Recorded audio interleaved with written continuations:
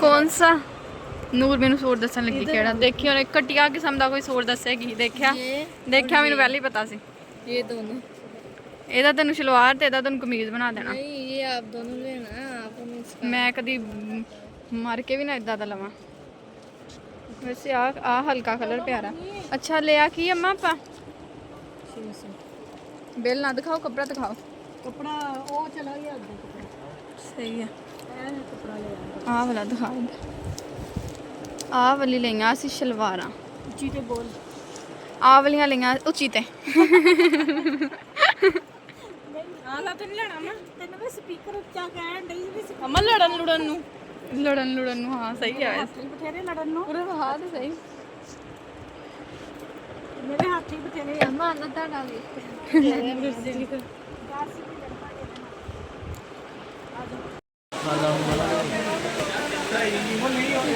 कौन सा पसंद आया है नूर को कलर प्यारा वा मेनू कोरोना सूट बहुत पसंद आया कलर बहुत प्यारा नूर ए वाला सूट तो मुस्कान के मैं मंगवा अम्मा दुपट्टा बहुत छोटा ना मतलब नूर वास्ते ठीक है देख नूर की छोटी ना नूर मुंह हाथ रख तेन कि अच्छा अच्छा आ वन हाल मेरे हाथ पे कितने मोटी अच्छा सेम ही आ प्यारा कितना प्यारा वा प्रिंट पवा अगर मैं ना लिया होंदा ना पहले दूसरा सूट तो मैं ले लेना सी हा किन्ने दा वा मेनू आ बहुत पसंद आ अम्मा जी मैं वो ना लिया होंदा मैं आ ले लेना 2000 ਦਾ ਨਹੀਂ ਲੱਗਦਾ ਆਈ ਨੂੰ ਲਿਆਏ ਆ ਅਸੀਂ ਛਾਪਰ ਚੁੱਕਣ ਵਾਸਤੇ ਨਹੀਂ ਇਹ ਗਾਰਡ ਆ ਸਾਡਾ ਕਰ ਲਈ ਹੈਗੀ ਆ ਠੀਕ ਆ ਜੀ ਤੇ ਹੁਣ ਅਸੀਂ ਜਾ ਰਹੇ ਹੈਗੇ ਥੱਲੇ ਤੇ ਘਰ ਜਾ ਕੇ ਸ਼ਾਪਿੰਗ ਦਿਖਾਵਾਂਗੇ ਅਗਰ ਬੱਚਿਆਂ ਨੇ ਇਜਾਜ਼ਤ ਦਿੱਤੀ ਤੇ कपड़े भी ले लेंगे चूड़ियाँ भी ले लेंगे इजाजत नहीं है ईद पे ही देखने को मिलेंगे अली है दो सूट ले के मैं भी एक सूट लिया एक और मिसबा ने एक सूट होर लिया है ते अगर बच्चों ने इजाजत दी ना तो फिर अपने भैन भरावां नूं ना सारे दिखावांगे ठीक है जी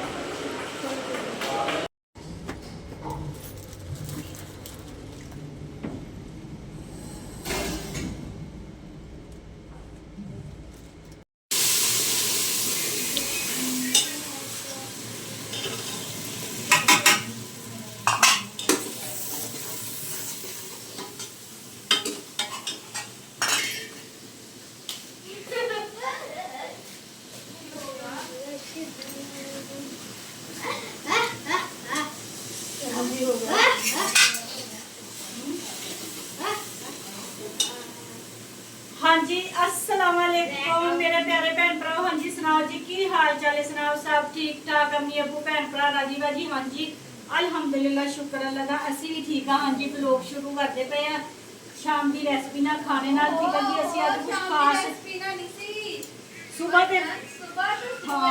हाँ सुबह का ब्लॉग शुरू किया होया हैगा वा अल्लाह खैर करे सुबह असी गए सीगे बाजार ठीक है जी बाजार बहुत फिरे बहुत असी किन्ने बजे गए सी ਅਸੀਂ 10:30 ਵਜੇ ਤੇ ਗਏ ਹੋਏ ਤੇ ਅਸੀਂ 1:30 ਵਜੇ ਵਾਪਸ ਆਏ 2 ਵਜੇ 2 ਵਜੇ ਹਾਂ 2 ਵਜੇ ਅਸੀਂ ਵਾਪਸ ਆਏ ਹੈਗੇ ਠੀਕ ਆ ਜੀ ਤੇ ਕਾਫੀ ਜ਼ਿਆਦਾ ਥੱਕ ਗਏ ਸੀਗੇ ਠੀਕ ਆ ਜੀ ਵੈਸੇ ਮੈਂ ਆਪਣੇ ਭੈਣ ਭਰਾਵਾਂ ਨੂੰ ਦਿਖਾਵਾਂਗੀ ਕਿਹੜੀਆਂ ਕਿਹੜੀਆਂ ਚੀਜ਼ਾਂ ਲਿਆਂਦੀਆਂ ਹਜੇ ਥੋੜਾ ਨਾ ਹਜੇ ਵੀ ਨਾ ਦਿਖਾਣੀਆਂ ਨਹੀਂ ਹੈਗਾ ਵੈਸੇ ਦੱਸਣੀਆਂ ਹੈਗੀਆਂ ਵਾ ਠੀਕ ਹੈ ਜੀ ਅਸੀਂ ਕੋਈ ਖਾਸ ਨਹੀਂ ਅੱਜ ਬਣਾ ਰਹੇ ਹਾਂ ਅਸੀਂ ਸਿਰਫ ਅੱਜ ਬਣਾ ਰਹੇ ਹੈਗੇ ਆਲੂ ਬੈਗਨ ਠੀਕ ਹੈ ਜੀ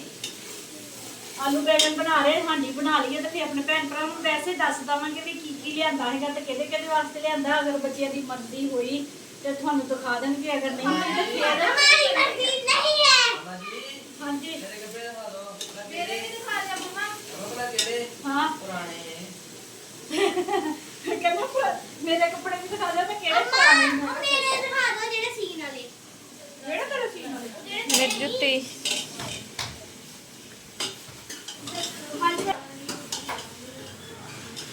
ਹਾਂਜੀ ਮੇਰੇ ਭੈਣ ਭਰਾ ਹਾਂਜੀ ਲਾ ਕੇ ਵੇਲੇ ਹੋ ਗਏ ਤੇ ਫਿਰ ਆਪਣੇ ਭੈਣ ਭਰਾ ਨੂੰ ਉੱਥੇ ਬੈਠ ਕੇ ਸ਼ੁਗਲ ਮੇਲਾ ਲਗਾ ਕੇ ਦਿਖਾਉਂਦੇ ਬੱਚਿਆਂ ਦੇ ਕੱਪੜੇ ਮੈਂ ਦਿਖਾ ਦੇਣੇ ਅੱਜ